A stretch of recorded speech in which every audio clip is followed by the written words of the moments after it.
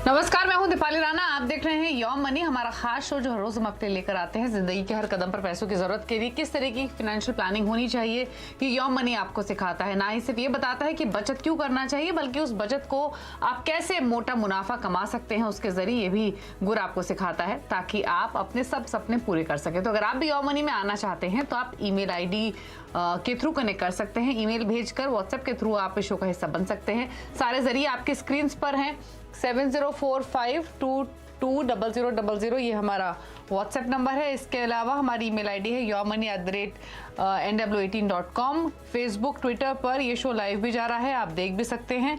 साथ ही आप अपने सवाल भी वहां पर पोस्ट कर सकते हैं #आस्क योरमनी लिखकर। तो काफी सारे माध्यम है जिसके थ्रू आप योम मनी का हिस्सा बन सकते हैं। आज भी आपके तमाम सवाल इस शो में हम शामिल करेंगे। हमारे साथ वाइस इन्वेस्ट प्राइवेट लिमिटेड के सीईओ हेमंत रुस्तगी मौजूद हैं। हेमंत जी नमस्कार, स्वागत है आपका। और सवाल लें उससे पहले आज इंटरनेशनल फंड्स के बारे में बातचीत कर लेते हैं, क्योंकि ये एक वो कैटेगरी है जिसने हाल ही में काफी पॉपुलैरिटी हासिल की है। इंटरनेशनल मार्केट्स में एक्सपोजर लेने का एक काफी अच्छा जरिया ये हो सकता है, लोग इस नजरिए से देखते हैं। बट एग्जैक्टली इंटरनेशनल फंड्स होते क्या हैं, किस कैटेगरी ऑफ इन्वेस्टर्स को ये सूट करते हैं और इन फंड्स की कैरेक्टरिस्टिक्स क्या होती हैं?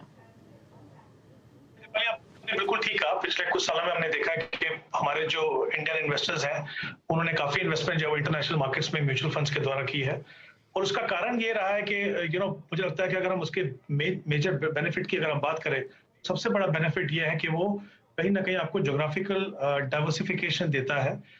अमूमन जो हम देखते हैं इन्वेस्टर्स अपने पोर्टफोलियो को डाइवर्सिफाई करते हैं डिफरेंट एसेट क्लासेस से, जैसे इक्विटी रहेगी, डेट रहेगी, या तो फिर कमोडिटीज, रियल एस्टेट, उस तरह की आपके पास एसेट क्लासेस रहते हैं। बट ये एक जो एडिशन है ये कहीं ना कहीं काफी मुझे लगता है कंट्रीब्यूट करता है इन्वेस्टर्स के पोर्टफोलियो में। और शायद यही कारण है कि हमने देखा कि पिछले कुछ सालों में इन्वेस्टर्स ने इसमें काफी इंटरेस्ट लिया। और ऑफ कोर्स उसका दूसरा कारण ये था कि वहाँ की जो परफॉर्मेंस है, जो यूएस मार्केट की जो परफॉर्मेंस है, जो कुछ और जो फंड्स थे उन्होंने काफी अच्छा परफॉर्म किया था, तो कहीं ना कहीं इन्वेस्टर्स ने अपने पोर्टफोलियो में उनको शामिल किया।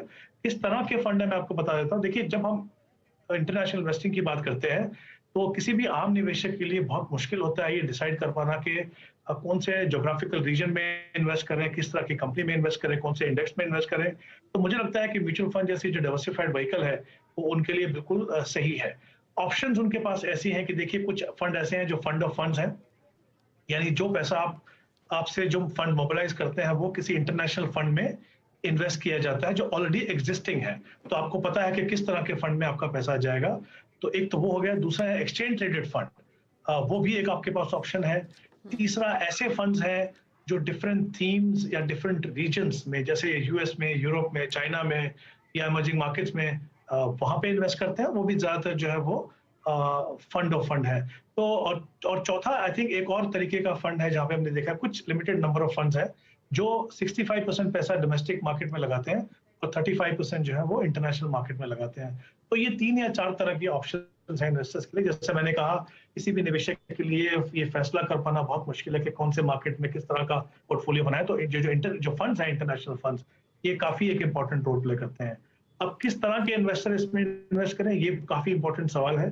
देखिए, कभी कभी क्या लगता है कि जब इंटरनेशनल मार्केट्स अच्छी कर रही है तो इन्वेस्टर्स का रुझान रहता है कि चलिए हम भी वहां इन्वेस्ट करें। मेरा ये मानना है कि पहले तो अगर आप छोटे निवेशक हैं, पोर्टफोलियो बना रहे हैं, पहले तो इक्विटी का एक्सपीरियंस लीजिए, equity as an asset class को समझिए। हमारे देश में काफी सारी ऑप्शन है आपके पास पोर्टफोलियो बनाने की, पहले उनको देखिए।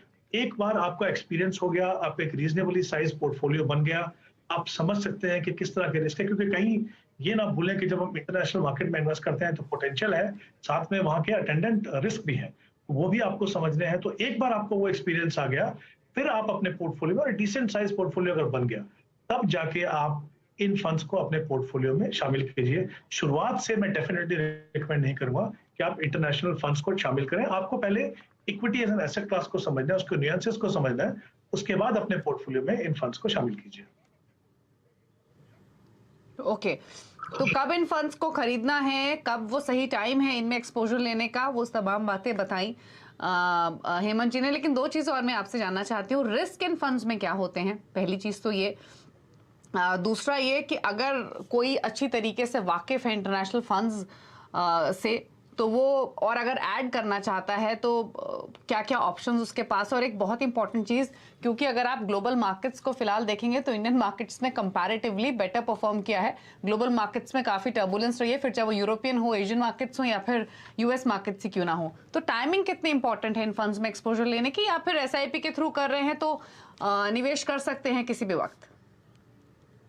नहीं देखिए, जहां तक टाइमिंग का सवाल है, देखिए टाइमिंग तो करना पाना बहुत ही मुश्किल है।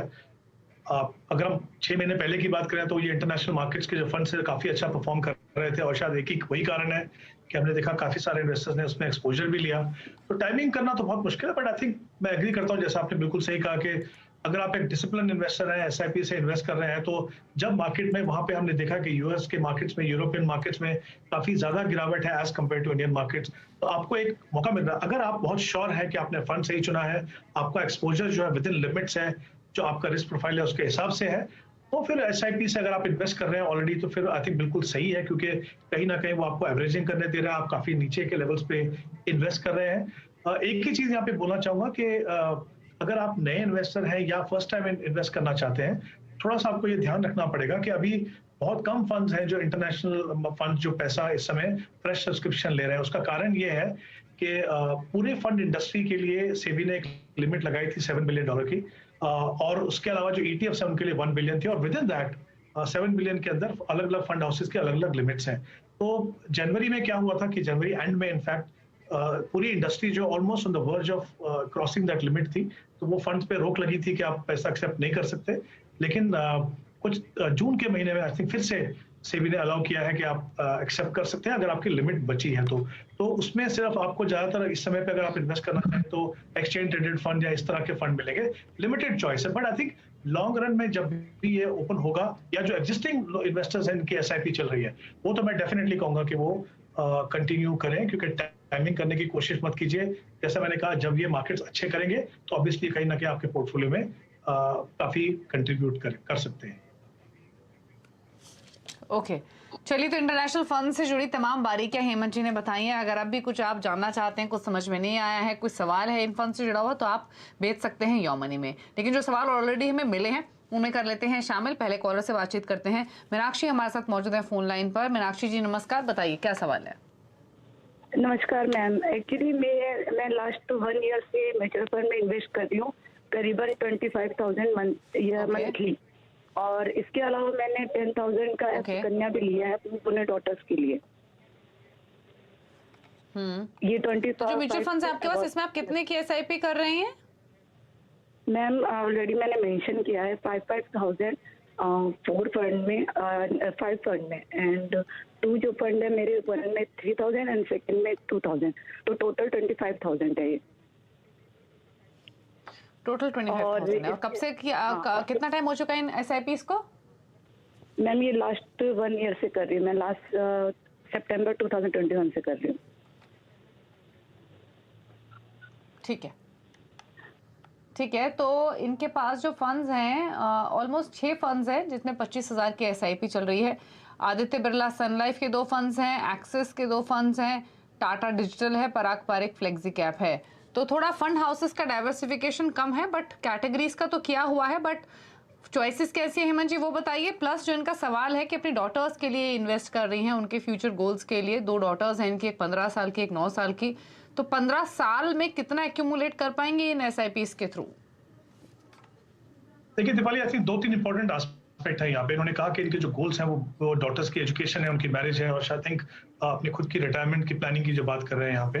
तो आई थिंक सबसे इंपॉर्टेंट चीज ये है कि इनका जो प्रोसेस बिल्कुल सही है कि एसआईपी से इन्वेस्ट कर रहे हैं, इक्विटी फंड में इन्वेस्ट कर रहे हैं, क्योंकि वही एक एसेट क्लास है जो आपको आगे जाके रियल रेट ऑफ रिटर्न देगी, positive real rate of return देगी।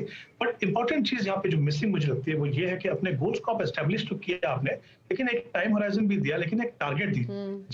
टारगेट देने से क्या होता है कि एज्यूम रेट ऑफ रिटर्न पे आप जब बैकवर्डली वर्क करते हैं तो आप देखेंगे कि आप देख पाएंगे कि कितना पैसा आपको इन्वेस्ट करना है अपने गोल्स को पूरा करने के लिए।